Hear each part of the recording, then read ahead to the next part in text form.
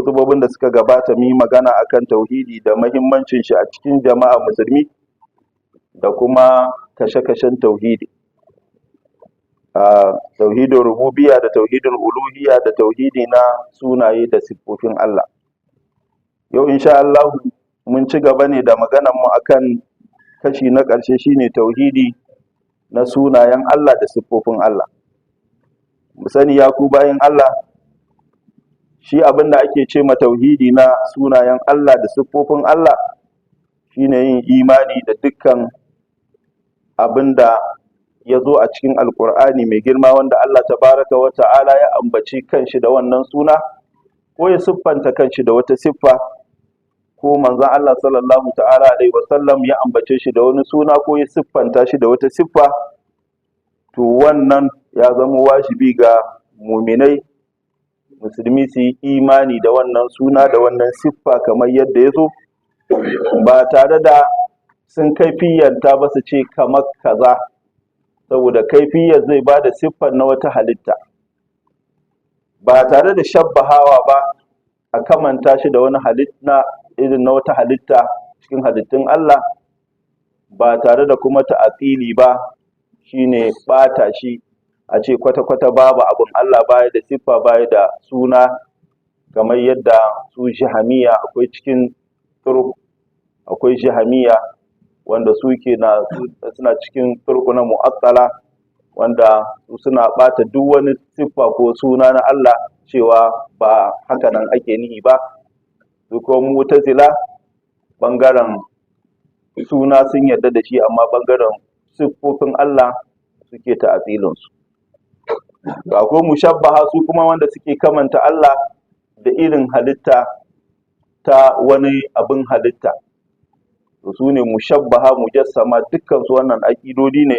wanda sun saba ma aƙidodi na ahlus sunna wal jama'a. Ahlus sunna inda Allah ta'ala ya ambata maka shi yana da kaza,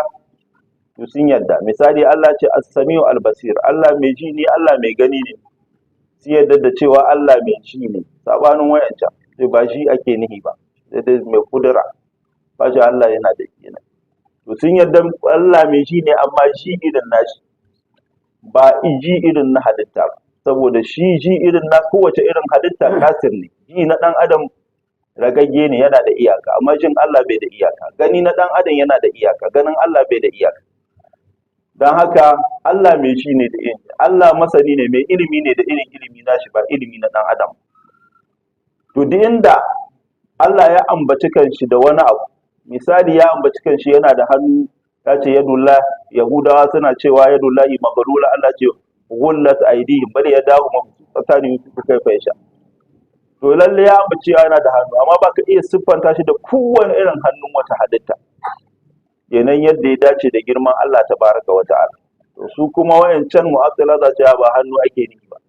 su ko mushabbaha za su siffanta shi da hannun wata halitta, nan suka sha bamban da ahlus sunna. Aqida ta ahlus sunna da abin da Allah ya ambata maka kanshi, to za ka yi imani, amma haƙiƙanin yaya yake Allah shi ya san haƙiƙanin shi, yadda nashi yake ba ka kammanta shi da nan. Saboda mi? Saboda Allah ta'ala ya ambata cewa walahul masalul a'la fis samawati wal ard, Allah shine da misali madaukaki.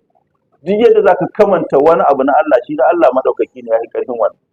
ba irin na wannan ba. Kuma Allah tabaraka wa ta'ala ce laisa kamithlihi shay'un, babu wani abu kawai misalin Allah. Kenan da abinda zaka ce kamar kaza, to na Allah ba misalin haka nan ba, tunda ya ce ba ya da misali. To wannan shine aqida ta ahlus sunna wal jamaa. Bayan Allah mu sani, annabi rahama sallallahu alaihi wasallam ya hada wayannan tauhidai guda uku, tauhidin rububiyya da tauhidin uluhiyya da tauhidi na sunaye da siffofi, a cikin wani hadisi guda ko cikin wasu kalmomi wanda ya ambata cikin wani hadisi lokacin da Abdullahi ibn Mas'ud ya tambaye shi cewa menene zunubi wanda yake mafi girma, ayyu zambin azam, sai manzo Allah sallallahu ta'ala alaihi wasallam ya ce an taj'ala lillahi niddan wa huwa khalaq. Abdullahi ibn Mas'ud ya tambaye manzo Allah sallallahu alaihi wasallam cikin zunubai wanda zunubi ne mafi girma,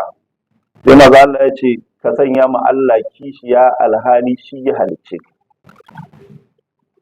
To wannan sa ma Allah kishiya ya shafi sa mai kishiya a cikin rububiyya ko uluhiyya ko kuma sunaye da siffofi. Duk mutumin da ya samu Allah kishiya cikin wayannan tauhidai, ɗayan daga cikinsu ko duka, to ya samu Allah kishiya, kuma wannan abu ne wanda ke sa mutum ya zama kafiri, ya kafirta Allah ta tsare. Bayan Allah mu sani, Allah tabaraka wa ta'ala ya buga man misalai da kanshi na wannan nau'uka na tauhidi na rububiyya da uluhiyya da tauhidin sunaye da sifofin Allah a cikin alkur'ani mai girma, lokacin da Allah ta'ala ya aiko annabi Musa alaihi salam wajen fir'auna la'anatullahi alaihi, da annabi Musa ya kira fir'auna zuwa ga Allah, fir'auna ya yi taurin kai, a ƙarshe ma sai ya tara mutane, duk inda yake mulki sai da aka yi taro, ya hau dandamali